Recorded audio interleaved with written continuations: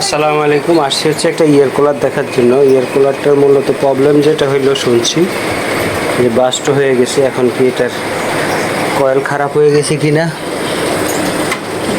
দেখবো ইনশাল্লাহ। যে ভিতরে তেমন একটা কিছু নাই, এই দুইটা সুইচ আর হচ্ছে একটা মোটর। এই হচ্ছে মোটর, এই মোটর একটা মোটর দিয়ে দুইটা কাজ করাইছে, পানিও উঠে প্লাস বাতাসটাও সামনে দেয়। তো বেশিরভাগই মোটরগুলো খারাপ হয়। দেখি এখন ইনশাল্লাহ কি খারাপ হয়েছে। আর সামনে হচ্ছে সুইং, সুইংয়ের জন্য হচ্ছে এটা সুইং, কালো তারটা সুইংয়ের, এই সুইংয়ের এটা সুইং। আর হচ্ছে হাই লো মিডিয়াম, এই তিনটা জিনিস। এটা হচ্ছে হাই লো মিডিয়াম, ওই তিনটা জিনিস। এর ক্যাপাসিটার হচ্ছে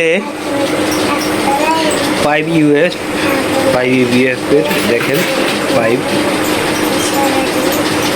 ইনশাল্লাহ দেখবো, তবে বেশিরভাগই মোটরটা খারাপ হয়।